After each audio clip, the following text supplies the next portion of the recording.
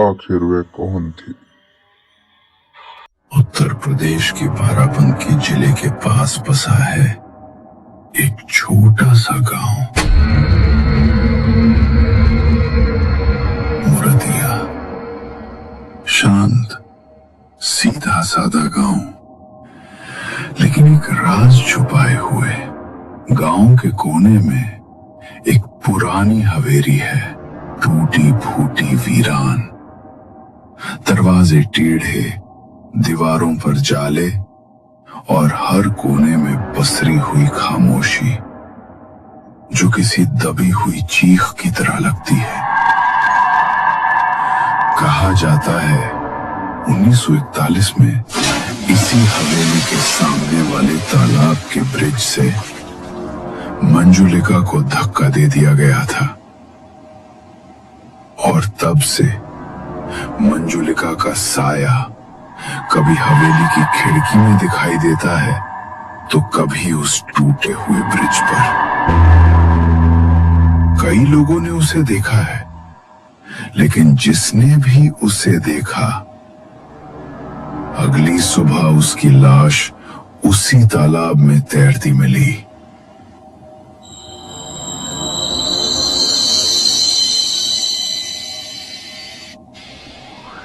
हल्की ठंडी हवा चल रही थी, झींगुरों की आवाजें लगातार सुनाई दे रही थी। कहीं दूर से कुत्तों के भौंकने की मध्यम आवाज गूंज रही थी।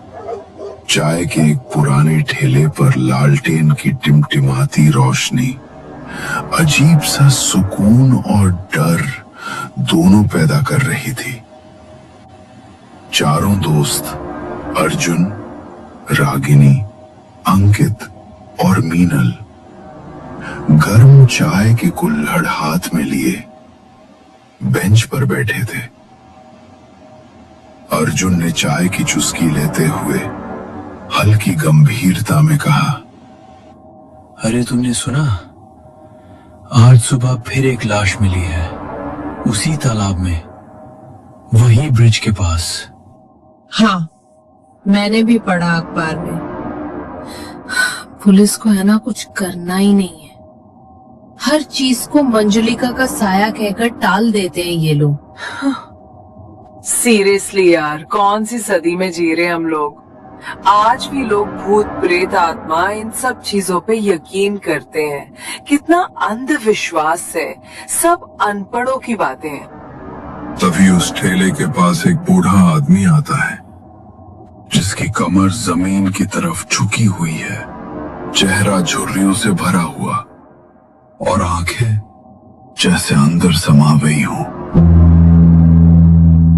वो उन चार दोस्तों की तरफ देखते हुए कहता है, हंसी उड़ाना आसान है बच्चों, पर उस हवेली में सिर्फ दीवारें नहीं है, वहां एक कहानी आज भी अधूरी है। एक आत्मा है जो अब भी इंतजार कर रही है अपने धोखेबाज प्यार से हिसाब बराबर करने का।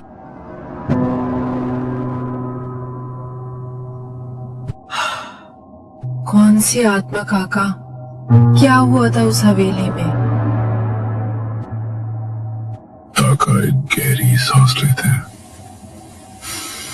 लालटेन की टिमटिमाती लौ उनके चेहरे को रहस्यमय अंदाज में उजागर कर रही थी। बेहद धीमी लेकिन भारी आवाज में उन्होंने बोलना शुरू किया। साल था 1941। मंजुलिका उस गांव की सबसे खूबसूरत लड़की थी। उसकी आवाज में ऐसी मिठास थी जैसे कानों में घंटियों की मधुर सी आवाज खुल जाए, और चेहरा जैसे चांद खुद जमीन पर उतर आया हो। मंजुलिका को कृष्णा से प्यार हो गया था। दोनों एक दूजे के बिना रह नहीं सकते थे और एक दूसरे में ही अपनी दुनिया देखते थे। लेकिन किस्मत को शायद ये मंजूर नहीं था। समाज ने उन्हें एक नहीं होने दिया। मंजलिका की शादी बचपन में ही तय हो चुकी थी। घर वाले जिद पर अड़े थे और समाज तो जैसे दुश्मन बन गया था। एक दिन मंजलिका ने कृष्णा से कहा, अगर साथ जी नहीं सकते तो कम से कम साथ मर तो सकते हैं। कृष्णा ने भी हामी भर दी। दोनों ने रात चुनी, हवेली के सामने वाला पुराना ब्रिज और नीचे बहता गहरा तालाब। मंजलिका ने कृष्णा का हाथ थामा और आंखों में आंसू लेकर मंजलिका ने तालाब में छलांग लगा दी। पर कृष्णा वहीं के वहीं खड़ा रहा। ना उसने छलांग लगाई, ना उसे रोका, बस चुपचाप खड़ा होकर देखता रहा और फिर बोला, चलो जान छोटी, बहुत परेशान कर रही थी। और 2 दिन बाद कृष्णा की लाश उसी तालाब में तैरती मिली। कहते हैं मंजुलिका की आत्मा लौट आई थी, प्यार में मिली बेवफाई का बदला लेने। अब हर दिन उसका साया ब्रिज पर दिखता है। सफेद साड़ी, गीले बाल और लाल डबडबाई आंखें।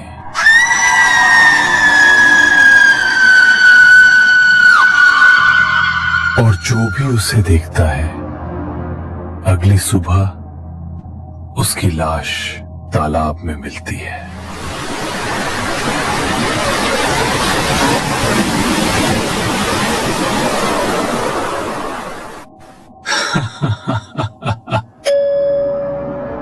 यार क्या स्टोरी सुनाई काका ने।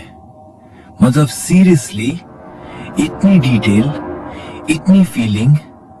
अगर ये मूवी बनती ना तो थिएटर में सीट से चिपक जाते सब।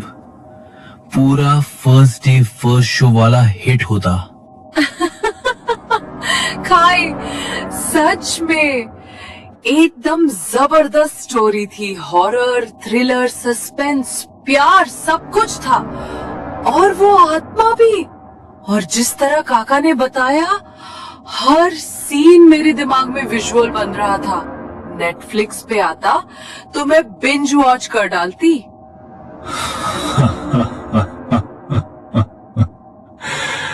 और इस स्टोरी का प्लॉट, उफ भाई, सच में ऐसा लगा जैसे कॉन्जरिंग और डीडीएलजे की शादी हो गई हो। एक तरफ भूत, दूसरी तरफ इश्क। वो मंजलिका का ब्रिज वाला सीन ना, सुनते सुनते मेरी चाय ठंडी हो गई। काका ने ऐसा डायलॉग मारा कि मैंने तो कुल्हड़ नीचे रख दिया। चलो जान छूटी। अबे ये कौन बोलता है भूतिया ब्रेकअप के बाद? तुम सब सीरियसली मान भी गए काका की डरावनी प्रेम कहानी को? मतलब प्यार, धोखा, ब्रिज, आत्मा और फिर क्लाइमेक्स में चलो जान छूटी। काका को ऑस्कर दिलवा दो कोई। ऑनेस्टली कहानी सॉलिड थी, एंटरटेनमेंट फुल ऑन था, लेकिन भूत प्रेत, कम ऑन गाइस, वो सब तो सिर्फ ओवर एक्टिव इमेजिनेशन है। मुझे तो लग रहा है काका नेटफ्लिक्स बिंज करके आए हैं। गाइस, चलो तो फिर आज मीटिंग फिक्स करते हैं मंजलिका के साथ।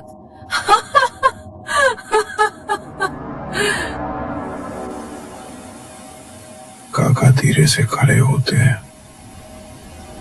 उनकी आंखों में चेतावनी साफ झलक रही थी। चारों दोस्तों की ओर देखते हुए काका ने सख्त लहजे में कहा, मजाक उड़ाओ बेटा, बहुतों ने हंसी उड़ाई थी, फिर वही हंसी उनकी चीख में बदल गई। लेकिन एक बात अच्छी तरह से याद रखना, उस हवेली के अंदर जाने का सोचना भी मत। जो वहां गया वो लौट के नहीं आया। सावधान बच्चों, हवेली जाग रही है और तेरी किस्मत भी। हंसो, लेकिन एक बात कान खोल कर सुन लो। जब डर मजाक बनता है तो सबसे पहले हंसी ही गायब होती है। चलो फिर मंजुलिका को जाकर खुद बताते हैं, हम डरते नहीं और डरावनी कहानियों पर यकीन भी नहीं करते। और अगर सच में भूत मिला तो मैं उसी वक्त रील्स बना दूंगा, वायरल गारंटीड एकदम। और अगर कुछ गड़बड़ हुई ना तो अर्जुन याद रखना, तू ही था मास्टरमाइंड इस ब्रिलियंट प्लान का। चारों दोस्त बाइकों तक पहुंचते हैं। अर्जुन और अंकित बाइक स्टार्ट करते हैं। मीनल और रागिनी पीछे बैठती हैं। फिर दोनों बाइक्स अंधेरे रास्तों पर हवेली की ओर निकल पड़ती हैं। पीछे सिर्फ उड़ती धूल और सन्नाटा रह जाता है। काका ने उन्हें दूर से जाते हुए देखा। उनकी आंखों में डर साफ साफ दिखाई दे रहा था और होठों पर एक फुसफुसाहट के साथ उन्होंने कहा, अब इनमें से कौन लौटेगा, कौन नहीं, ये अब सिर्फ और सिर्फ मंजिल का तय करेगी। रात के करीब 12 बज चुके थे। चांद बादलों के पीछे छिपा हुआ था। हवेली की तरफ जाने वाली पगडंडी पर चारों दोस्त अर्जुन, रागिनी, मीनल और अंकित बाइक रोककर पैदल चलने लगे। हवा में ठंडक पड़ रही थी और पुराने पीपल के पेड़ की डालियां सरसराती हुई उनके सिर के ऊपर झुक रही थी।